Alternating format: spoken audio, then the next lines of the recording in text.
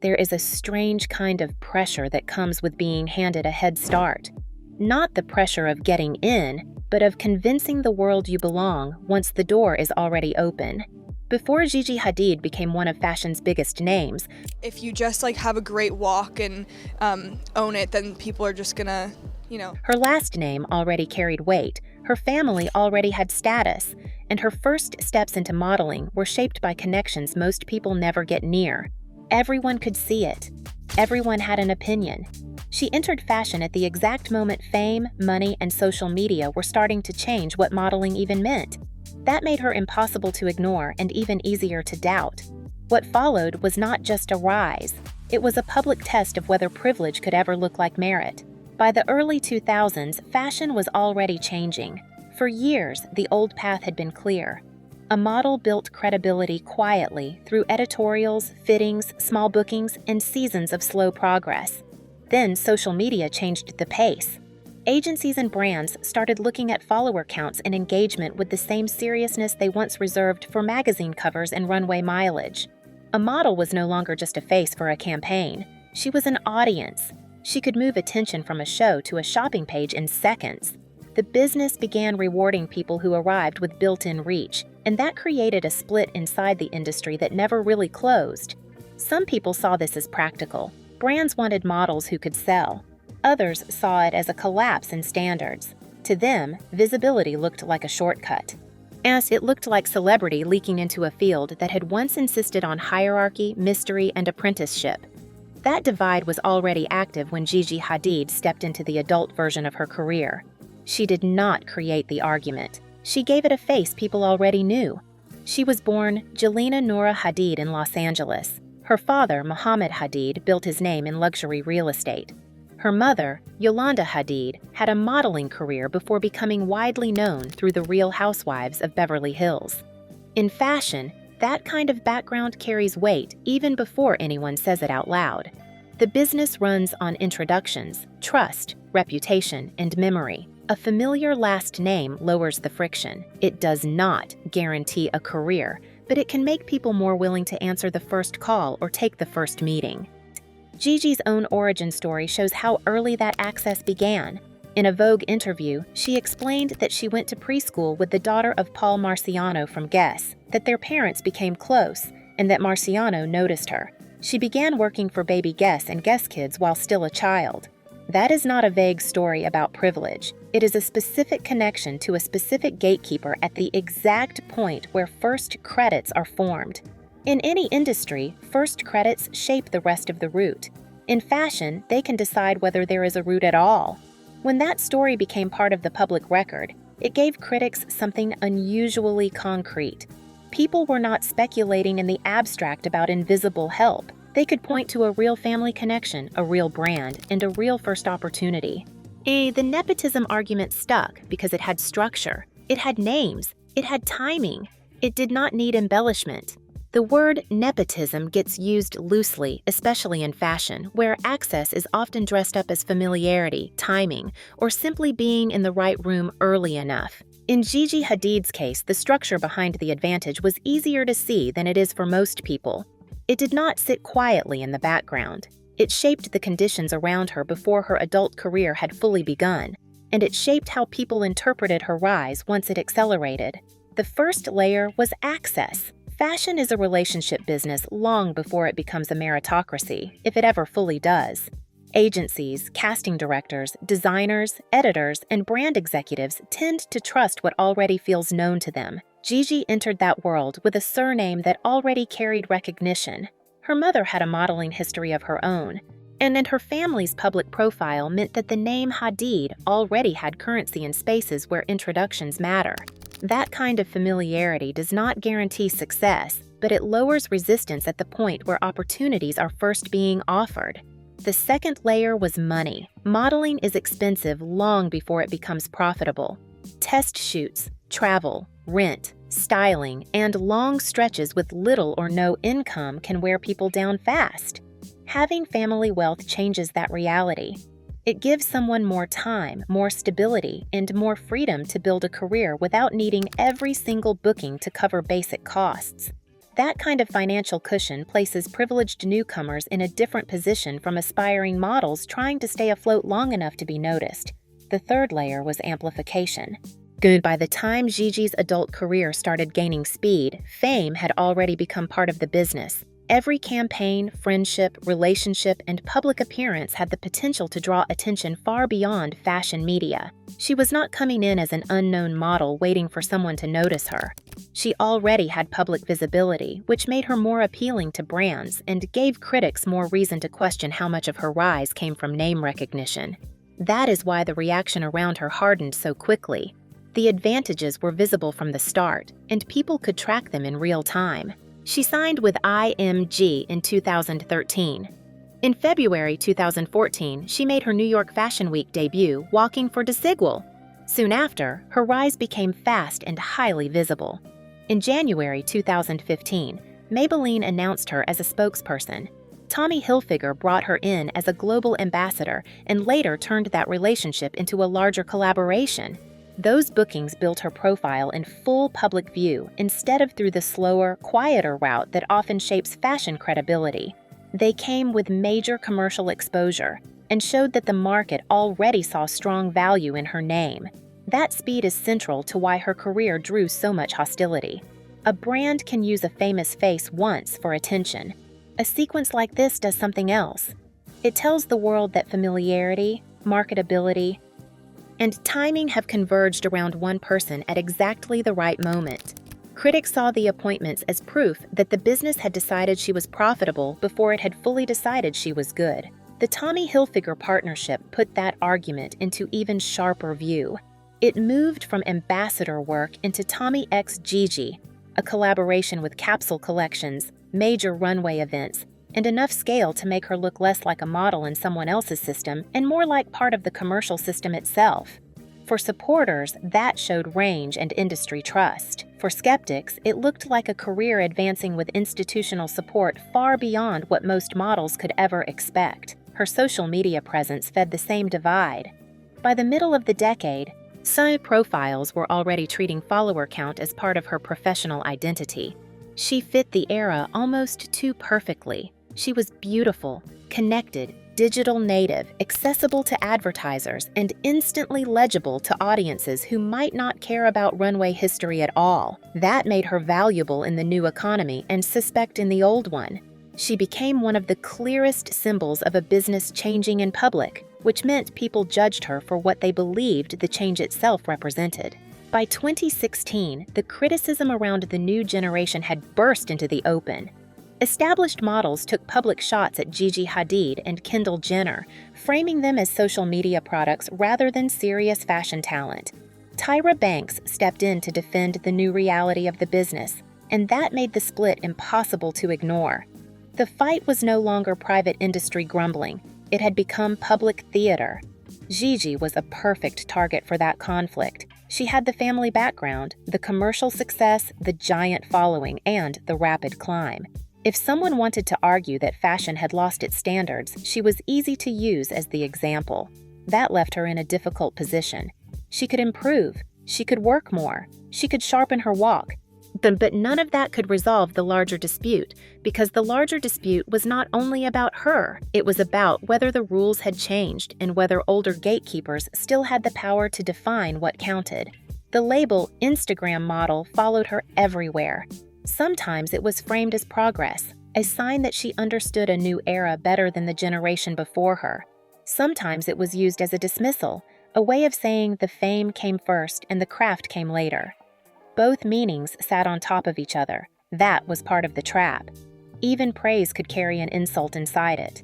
If you look at the record, the case against her was never as simple as her critics wanted. She met standard runway height requirements. She booked work across commercial brands and major runway houses. And she was not a celebrity crossover appearing for novelty value alone. Even so, legitimacy did not come cleanly because legitimacy was never only about output. Her presence touched a nerve. She represented a newer model of fashion stardom that a lot of people did not want to accept. The internet made that harder. Earlier generations of models had publicists, editors, photographers, and magazines mediating their image. The 2010s reduced those buffers. Every awkward screenshot, every show clip, every bad angle could spread instantly. Comment sections and reaction accounts helped shape a model's public identity in real time. Gigi's rise coincided almost perfectly with that system becoming unavoidable. The same architecture that helped make her famous also kept feeding the backlash. One reason her story held attention is that there were real weaknesses for critics to seize. The early talk about her runway walk did not come from nowhere. Gigi acknowledged that she was still learning and said she had taken runway lessons from Naomi Campbell. That detail changed the shape of the story a little. She was not insisting every complaint was fake. She was treating at least part of the criticism as a craft issue and trying to improve. She also explained that years of competitive volleyball left her with flat feet, which affected the way she walked. Learning how to support her feet properly helped improve her stride. That detail makes the change easier to understand. The improvement did not appear out of nowhere. It came from identifying a physical issue and adjusting for it over time. The public often prefers a simpler narrative. Either the person is gifted and effortless, or the person is fake and over-promoted. Gigi did not fit either cleanly. She entered with privilege, then developed under scrutiny. That is part of why people kept arguing about her instead of moving on. She did not offer the clean pleasure of a fantasy. The flaws were visible. The progress was visible too. In late 2016, the British Fashion Council named her international model at the Fashion Awards. That did not settle the debate, but it did place an institutional marker in the middle of it. A major fashion body was honoring her while public criticism was still loud. The contradiction stayed intact. She was being dismissed and validated at the same time, which is part of what kept the conversation alive. There were smaller moments that helped as well. Shoes slipping on the runway, wardrobe issues, moments where something could have gone visibly wrong and did not. These are not glamorous achievements, but modeling is public pressure performed as control. People in the business notice who falls apart when something fails. They also notice who keeps moving. Over time, that kind of competence builds a quieter reputation than the internet usually cares to acknowledge. The scrutiny over her body began early and turned ugly fast. In 2015, Gigi posted a long message addressing criticism of her runway body. She wrote about representing a shape that had not been widely welcomed in high fashion and pushed back against the hostility aimed at her appearance. Around the same period, she spoke about pressure in the industry to change her body and said that signing with IMG felt important because of the support she found there. That period exposed something uncomfortable about fashion. Access can open a door. It cannot protect someone from a beauty standard that keeps moving. The same industry that had room for her name and room for her marketability still subjected her body to constant review. Privilege did not cancel that pressure. It existed right beside it. Then the criticism shifted. After years of being called too curvy for runway expectations, she later faced public commentary saying she had become too thin. She eventually explained that she had Hashimoto's disease, a thyroid condition that affected her health and body in ways strangers could not see. When she gave that context, the earlier conversation looked even uglier. People had been projecting their own assumptions onto medical changes they knew nothing about. The cruelty of that cycle is how quickly the accusation changed while the certainty stayed the same. Fuller, she was wrong. Thinner, she was also wrong. Once a public decides a woman's body exists for commentary, consistency becomes irrelevant. The judgment adjusts itself to the new shape. Gigi lived through both phases in front of millions of people. That part of her career complicates the easy resentment people sometimes feel toward privileged figures. She had advantages other models did not. She also absorbed body policing at a scale that would destabilize almost anyone. Those facts do not cancel each other out. They sit side by side and make the story harder to flatten. In 2017, Gigi appeared on the first cover of Vogue Arabia. On the surface, the choice made immediate sense. She is half Palestinian through her father and half Dutch through her mother, and the launch of a major regional Vogue edition wanted a globally recognizable face with a real connection to Arab heritage.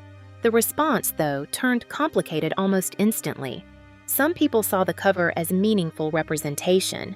Others saw a carefully styled image that borrowed the look of representation without giving the platform to an Arab model from the region. The criticism moved in more than one direction. Some argued that Gigi was using an identity she lived at a distance from. Others argued that she should not have been positioned as representative in the first place. She later spoke about being criticized for representing Arab girls even though she is half Palestinian, and she answered by saying she is as Palestinian as she is Dutch. That exchange shows the trap clearly. Public identity is easy for strangers to police, and hard for the person living it to compress into something satisfying. Fashion likes symbols. Real people rarely fit them neatly. Once Gigi's heritage became part of a larger conversation about who gets to stand in for whom, there was no simple response that could quiet all sides. Later that year, another controversy attached itself to her public image. A video circulated of her squinting while holding a Buddha-shaped cookie. It spread quickly and drew accusations of racist mockery. She apologized on Weibo. She later announced that she would not be walking in the Victoria's Secret fashion show in Shanghai. The confirmed facts are the backlash, the apology, and the withdrawal. What should be avoided is overclaiming about the reason for her absence. Public speculation raced far beyond what was firmly established. In 2018, another debate erupted around a Vogue Italia image that darkened her skin tone in a way that generated immediate criticism. Gigi apologized and said she had no control over the creative direction or post-production. That did not erase the controversy. It did place her inside another industry-wide argument about race, representation, styling, and who carries the blame when an image lands badly. By then, she had become one of the most visible names onto whom larger debates could be projected. Fashion fame is usually sold as elegance and distance. Gigi's career shows how quickly it can become physical, legal, and invasive. In 2016, a man grabbed her and lifted her outside a show in Milan. She fought him off. The footage spread widely. It was the kind of incident that strips away the fantasy around public glamour and leaves behind something simpler. Extreme visibility can make a person feel publicly available. 3 years later, she was sued after posting a paparazzi photograph of herself on Instagram. The case was later dismissed. The legal details matter less here than the condition it revealed. In the media economy surrounding celebrity, even a person's own face can become material controlled by someone else. She was living in a system where her image generated value constantly, often in ways she did not control. Those incidents sit in a strange place inside her story. They are not central to the nepotism question, but they say something about the cost of being turned into a public object so early and so completely. The audience often sees fame as insulation.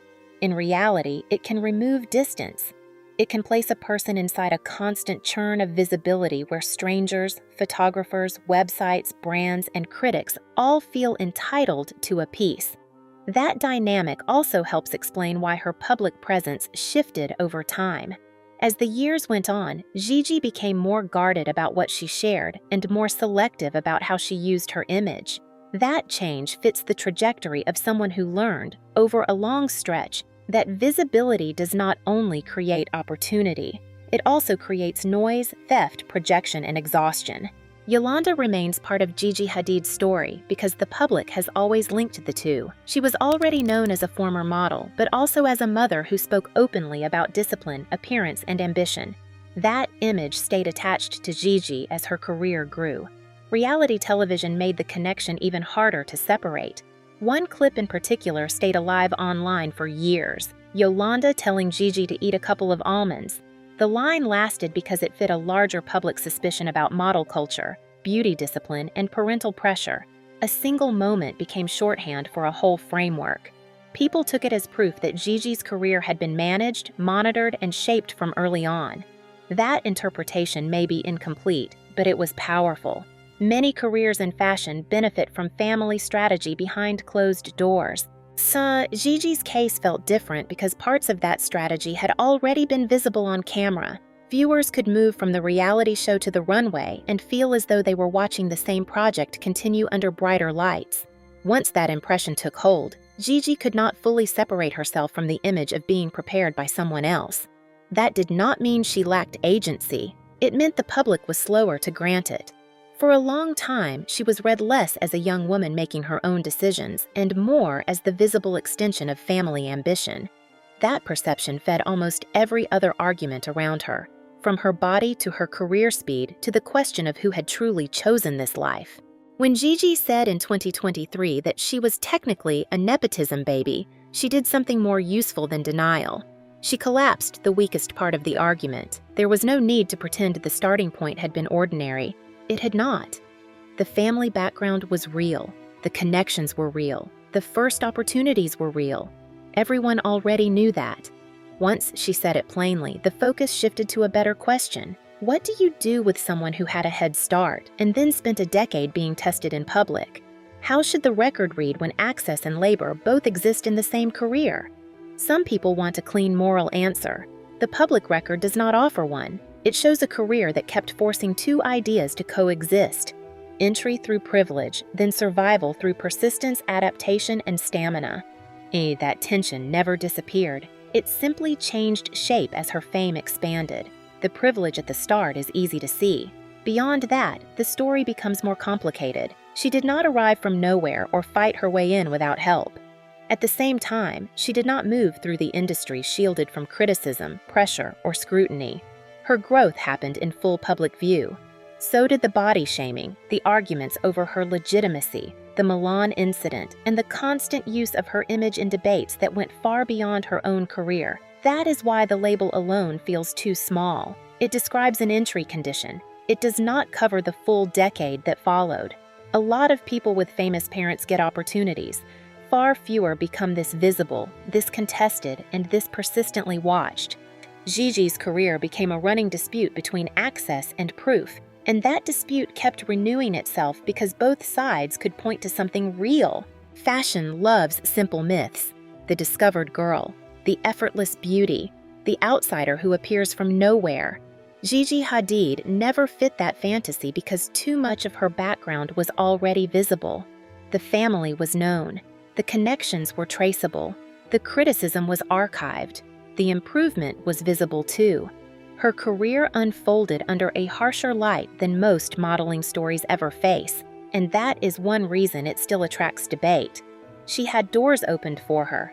That part is obvious.